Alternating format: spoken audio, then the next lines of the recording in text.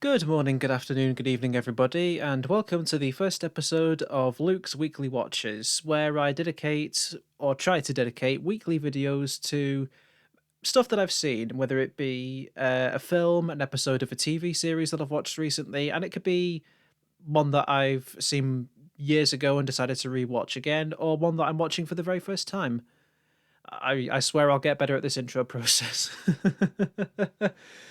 But tonight's film of choice is Batman Begins to mark the sort of like beginning of my revisit to Christopher Nolan's Dark Knight trilogy. Now, I can't remember uh, precisely kind of like my rankings for like the Dark Knight trilogy,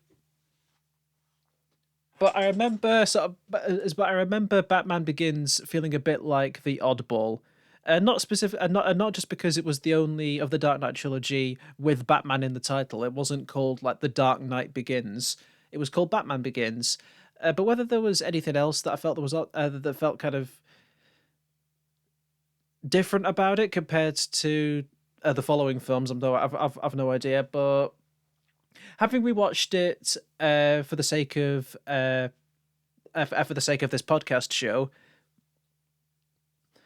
well, let's dive into it. And I'll start off, first of all, with what this film meant around at the time it was released. Now, I obviously can't comment on that time period of like the early 2000s because I was still a kid around then. I was born in the year 2000. So not only was I kind of like unaware of kind of like the bigger, I want to say like more grown up films, I also wasn't allowed to go and see them because I was a kid. What was on my mind was just getting through primary school.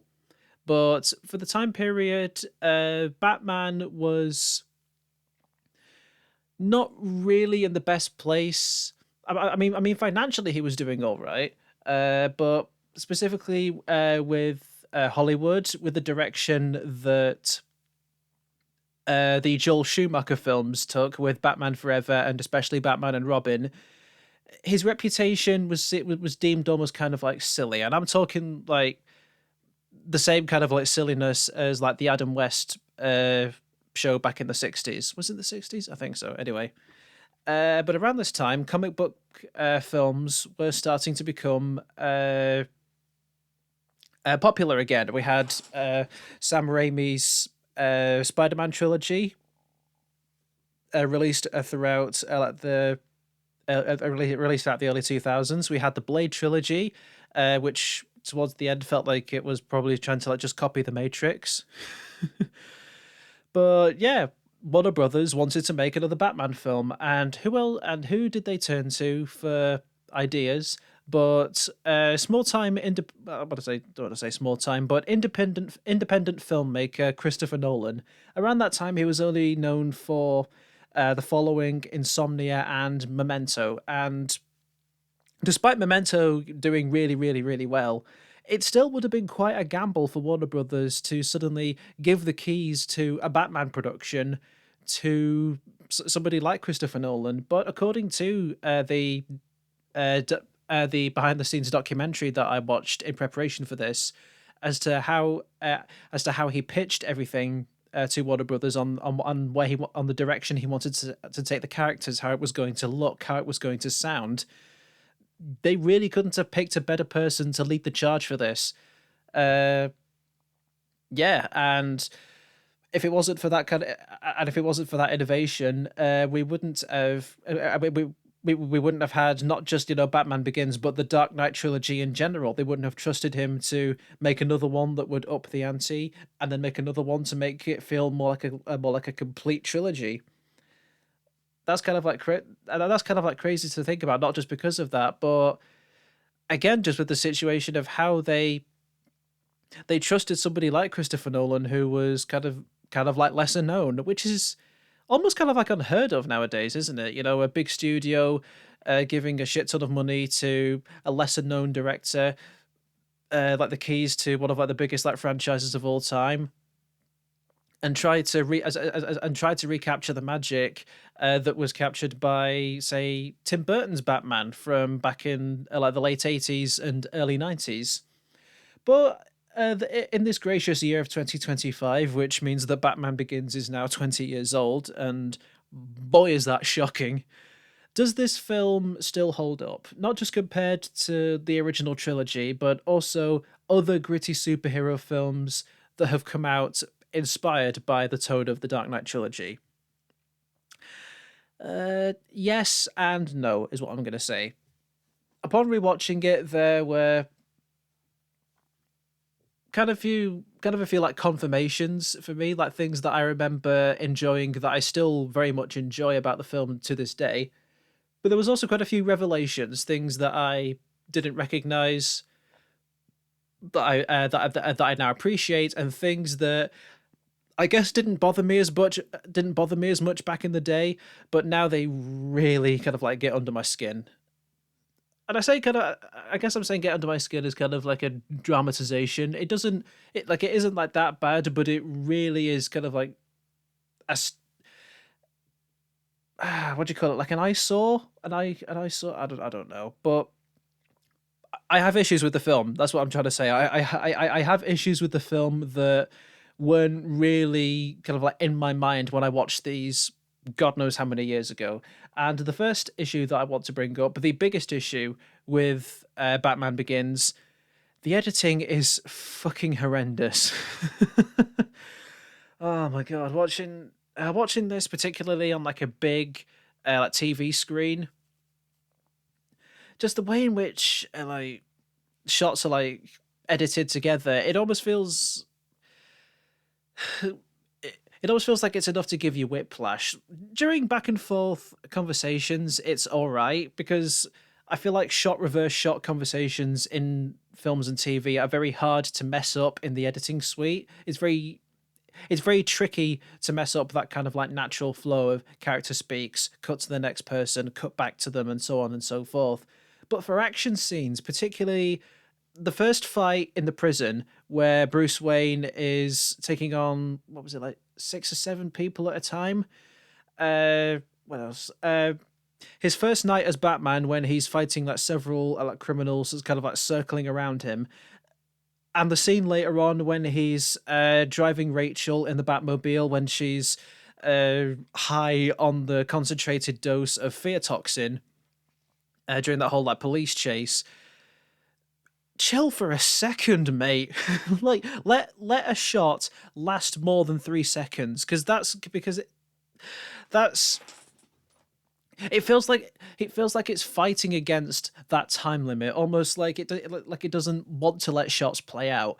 When it does let shots, play out, that's when the kind of like the raw emotions of when you're supposed to feel fear, sadness, triumph, or just sitting in awe of what you're watching. Those hit exactly the right beats that they need to. But during that action scenes, particularly during like close quarters combat, it can be really like headache inducing. Like it'll cut to like a character go to like give a punch, and then it'll cut to it from like a different angle where they're like throwing like the punch from like a different angle. Then it'll cut to them in kind of like grappling with each other, and then the other character throws a punch, but then it cuts to them like over like their shoulder, and then cuts to like another one as they like fall to the ground, cuts back to the character standing above them as another character tackles them. And then during like the police chase, there's like a moment where the Batmobile like turns off like the road, crashes through what's supposed to be like a bus stop, cuts inside to the Batmobile quickly, where Batman is looking angry as he's driving, and then quickly cuts back, and they're suddenly in like a whole different location, like driving across a bridge, and there's no buildings alongside. It's hard to keep track. It's really fucking hard to keep track sometimes. Thankfully, though, it is something that does get better as the trilogy goes on.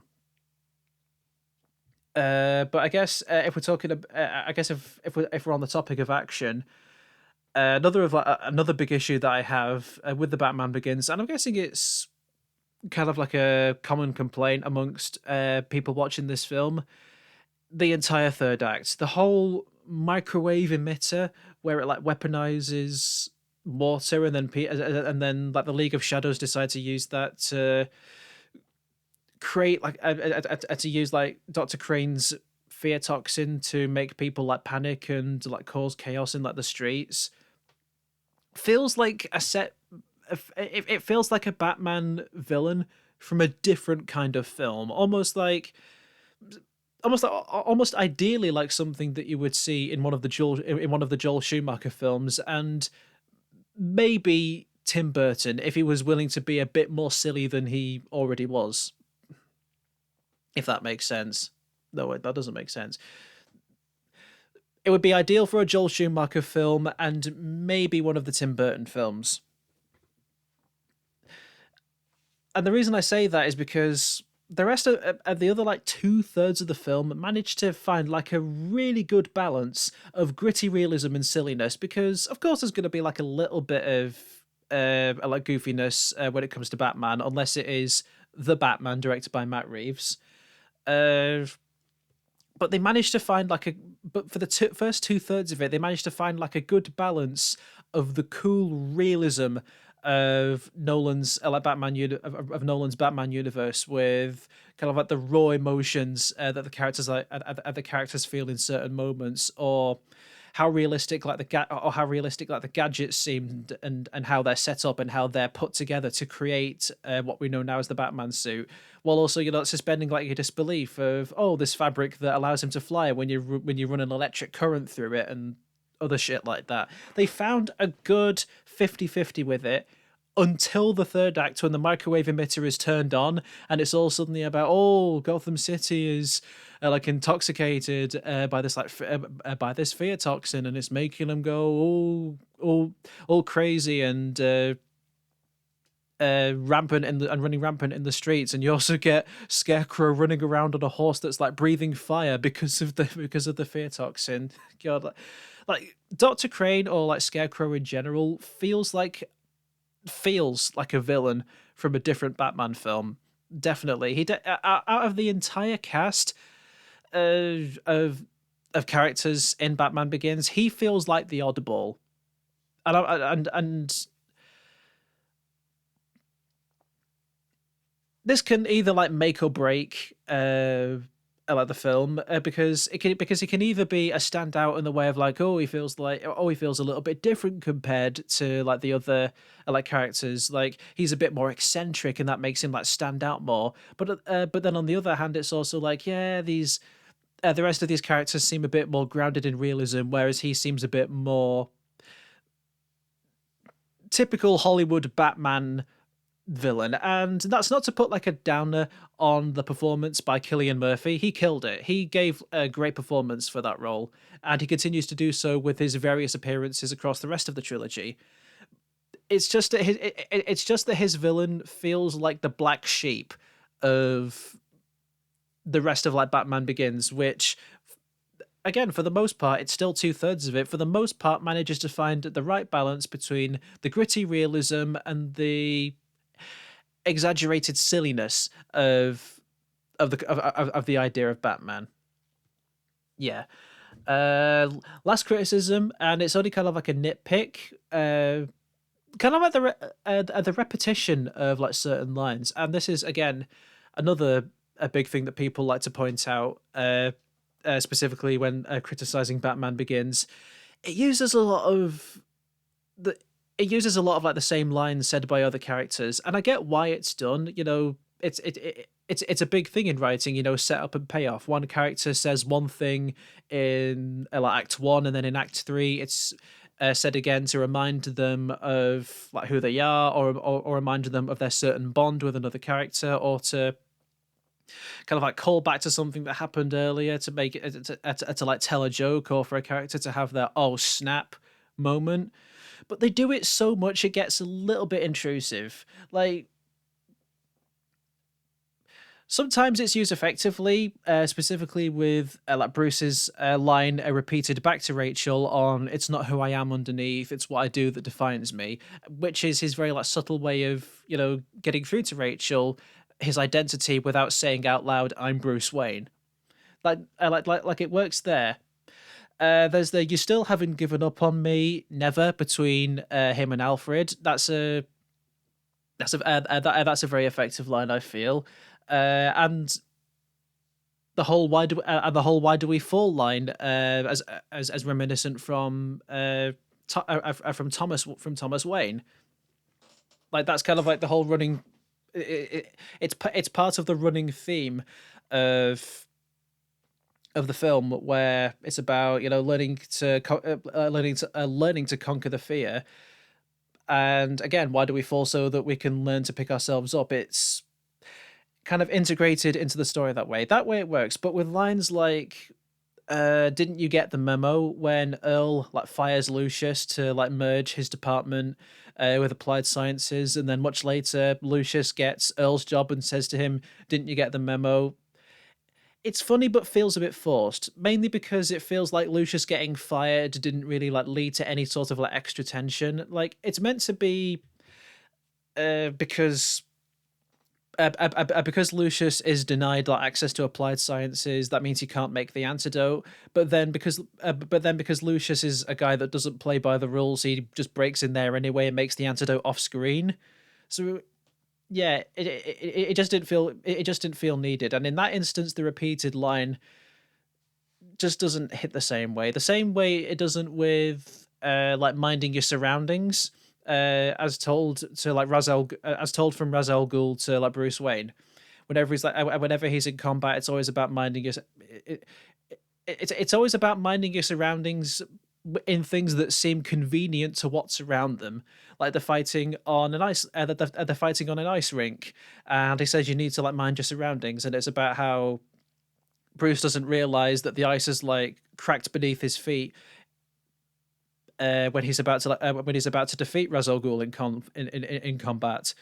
There's the moment in uh and there's the moment in the scene when they're fighting in the burning mansion, and he says you never learn to mind your surroundings, and he just so happens to push Bruce into a collapsing wooden beam that's on fire, and then that plays later to like his plan of when Ra's al Ghul tries to ram the train into like Wayne Tower to set off the microwave emitter across like the whole of Gotham, and Batman reveals his plan last minute of how he's not trying to stop the train, he's trying to crash it, and tells him to you never learn to mind your surroundings. Like if in that instance it feels a bit shoddy, but again it's only a nitpick because for the other like 75% of the times that lines are repeated, they work just fine. Now I just probably spent like a good like 17 minutes nitpicking and ranting about these little quirks as if they, ruin the entirety of Batman Begins. They don't. They really don't. They just bring it down for me.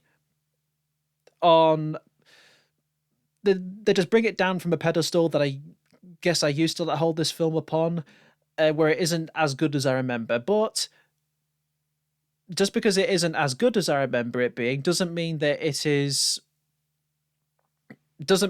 not still fantastic, because it is. This is a brilliant introduction to not only just the Dark Knight trilogy, but a very grounded version of a very grounded version of Batman. And one of the first things I want to praise about this film is I gave it. And one of the first things I want to praise is I gave it some shit before about the repeated, and while I'm at, because while this film does repeat so many lines, and I did give it shit for it.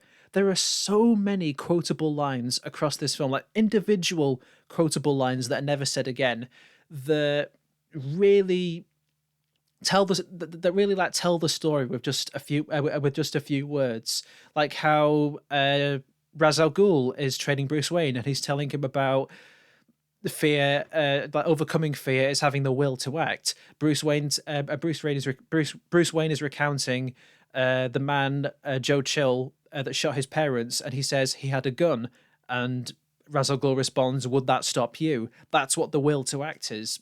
I really like that line. There's also a few like "You're supposed to be dead. Sorry to disappoint." That's a nice little addition to when Bruce comes back to Wayne Tower. There's the moment where he interacts with Gordon in the office when he's in the kind of prototype Batman suit, before he gets the idea to make wings out of it. And he's about to like exit the building, and Gordon asks him, "Are you one man?" and then he responds, "Now we're two." And I think that's a great line with which you can carry like different interpretations to. The first interpretation is it could be Bruce talking about both him and Commissioner Gordon. Well, he's not a commissioner yet in these films. He's a sergeant now, I think. It could be him talking about himself and Gordon being kind of like heroes against like justice, against the corrupt justice system, or it could be Bruce, or it could be Bruce in that moment talking about himself and Batman like they're two people. That's a As again, it's left ambiguous. It leaves you up to your own interpretation, and I like that. And on the topic of Gordon, there's his escalation speech at the very end of the film, when he's talking about how whenever the police makes themselves like more secure, the criminals make things more dangerous for them. And specifically says, we start using semi-automatics, they buy automatics. We start wearing Kevlar, they buy armor-piercing rounds. That's a great little addition there, as well as like the very very last line spoken between the two that says everything you need to know about Gordon and Batman's friendship, where Gordon says to him, "I never said thank you," and then Batman turns to him and says, "And you'll never have to." Brilliant, fantastic writing there. And I guess on top of that, it also does a great job at showing. On top of that, the writing also does a great job at showing the hardships that come from leading a double life, and that Batman is something that he wants to do, but Bruce Wayne feels like an identity that he has to. Like, and they reference this within the film on how Bruce Wayne is the mask and Batman Batman is who he really is underneath, despite the fact that it's Batman wearing the mask. That's a very interesting way of looking at the character, which I feel has kind of become like the standard of how people perceive Batman, not just in the Dark Knight trilogy, but across other variations of Batman, new and old. And for Bruce Wayne to have to carry that Bruce Wayne facade, you see like the effect it has on him. You see the effect it has on his reputation. Him forcing himself to be around these kind of millionaire sleazeballs, I want to say, and kind of act like it's an intentional act that he puts on to make himself the least suspicious of being Batman, to the point of when he gave that incredibly like cringe-inducing drunken speech to get everybody out of Wayne Manor before the League of Shadows attacked. Telling him how they're all freeloaders.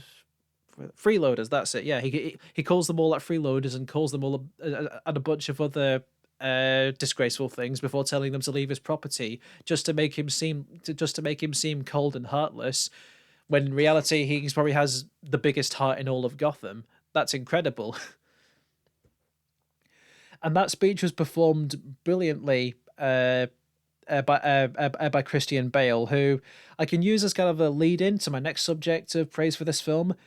The casting and characterization is on point. Christian Bale as Batman, he's got the physicality, he's got the mannerisms, and the presence of a man who's led by anger and fear, wanting to save his hometown and dispense justice. I don't know what I think. Dispense justice dispense justice the right way. The only major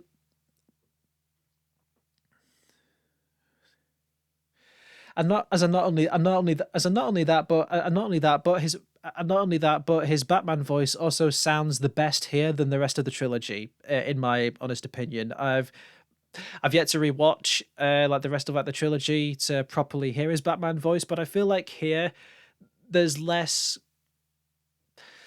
there's less of an unnecessary growl around it. There's a perfect, again, there's like a perfect balance in like his Batman voice that I feel kind of gets sillier across the rest of the trilogy. But it's not just it. But it's not just him who's great casting. You've got so many fucking brilliant actors in this, and playing so many brilliant characterizations of the characters. Morgan Freeman as Lucius. Morgan Freeman as Lucius. Morgan Freeman Morgan Freeman as Lucius. He's happy to break Morgan Freeman as Lucius. He's happy to break the rules and provide.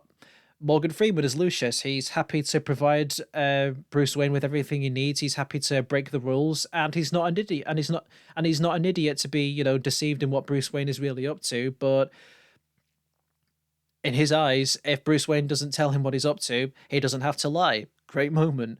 Sir Michael Caine as Alfred has probably become one of the most like defining kind of like voices that people associate with Alfred, unless you grew up with the animated series in the 90s, which I didn't because I wasn't born yet.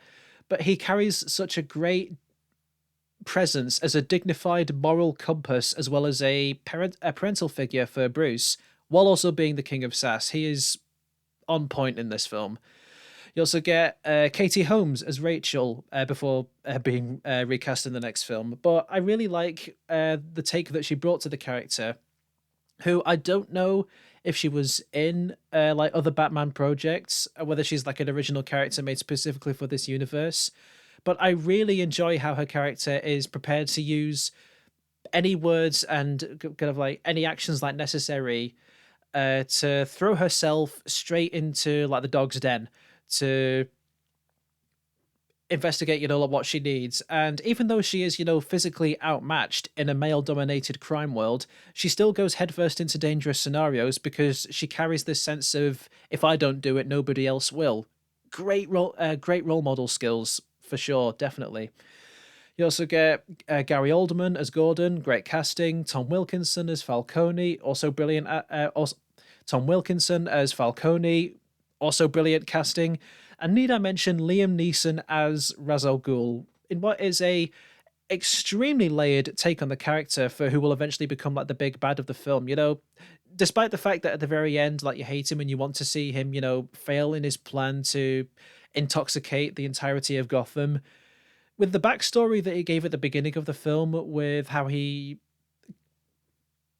says he didn't let his anger get the better of him, but in reality he did. But when his wife was taken from him, you kind of feel bad for the poor fuck. At least I do.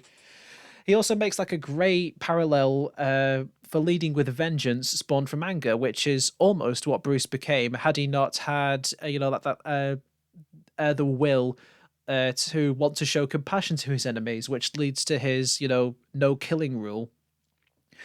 And one thing that I didn't notice about Ra's al Ghul until writing this list, he's the only the only major character that Ra's al Ghul interacts with is Bruce, which makes him a very kind of like personal like threat to him, and also gives him kind of like more of a presence when you don't see him interact with people like Dr. Crane or Falcone or Rachel or stuff like that. I don't think he interacted with any of them, to be honest, unless I'm misremembering. But no, he felt brilliant in that regard.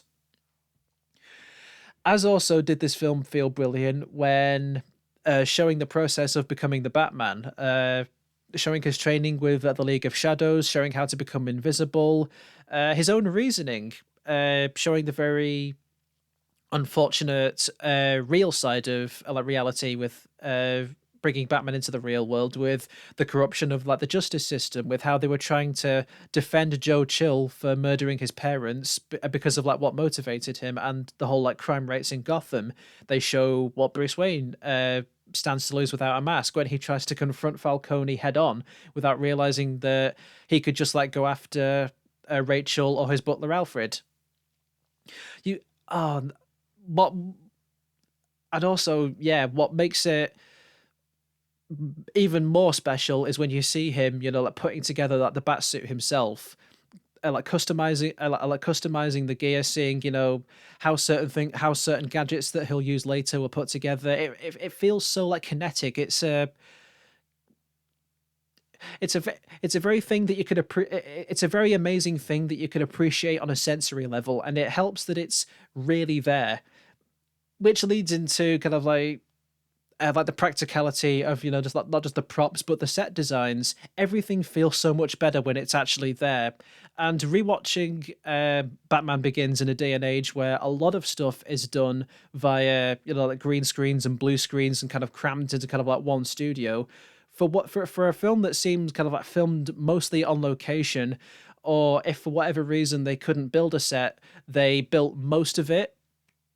It is incredible, like the landscapes, the city design, the scope of it. I think one scene that comes to mind is the kind of like the sweeping shot of the city when Batman is standing as a gargoyle. Amazing. The cinematography by Wally Pfister, fantastic. And one final thing to praise about this film is the theme of fear. The running theme across this film is fear, and it is used in the best way possible. It's about the theatricality in the mind of your opponent to become fear itself, the fear toxin, that integrated into the plot. And one great parallel that I didn't recognize until recently, bats attack because when they're scared, which is just like a criminal. They are scared under like desperation. They're doing what they do out of fear. So when Bruce Wayne overcomes his fear of bats, it's almost like he's preparing himself for fighting criminals who share the same fear as bats. And again, amazing fucking that parallel. I don't know if that was like intentional or not. I don't know if that was intentional or not, but it was amazing. As well as the bit where one bit that really like stuck out to me was when he explores the cave that he fell into and he goes down into the crevice that he saw the bats fly out of. It's almost like he's like filling in the gaps of somewhere he never explored when he fell into that well, and kind of that probably like kind of like sat in the back of his mind as something that terrified him, as, oh, down in the deepest parts of the well that you can't see there's probably something, even more terrifying. But when you go down there and see that it's like, the rest of what is just a normal cave that eventually becomes the Bat Cave, it's like filling in the blanks of like, you know what, it's not that scary. And all these bats flying around you, you can stand around in because you're not afraid of them anymore. Amplified even more by the amazing score by Hans Zimmer, and as well as a few contributions from James Newton Howard, if I believe. The score highlights the triumph of overcoming fear, because if it was all about fear, then it would just be a horror film and it just wouldn't really work for the Batman. And it wouldn't really, people wouldn't really feel the need to rise above and conquer fears if it was just all about, cowering in fear. There has to be some kind of feeling of triumph of overcoming it. And the film hit the right balance in that regard. And I think that's about it, thinking back on it. So, yeah, The Batman Begins, while technically flawed with its editing and really kind of like loses its luster towards the end with the third act, 20 years later, it is still a fantastic Batman film. And it's really got me excited to see how my opinions change on the preceding Batman films with The Dark Knight and The Dark Knight Rises. I think I've got a good idea as to how I will feel about those films, though, going in, having seen this and remembering bits and pieces from the Dark Knight trilogy. But we'll just have to wait and see. But for now, highly recommend The Batman Begins, particularly if you're first getting into Batman films. This is a must see to watch for the first time. Make it your first live action Batman film, definitely. With that being said, have a good morning, afternoon, evening, whatever time you're watching this, and I'll see you in a bit.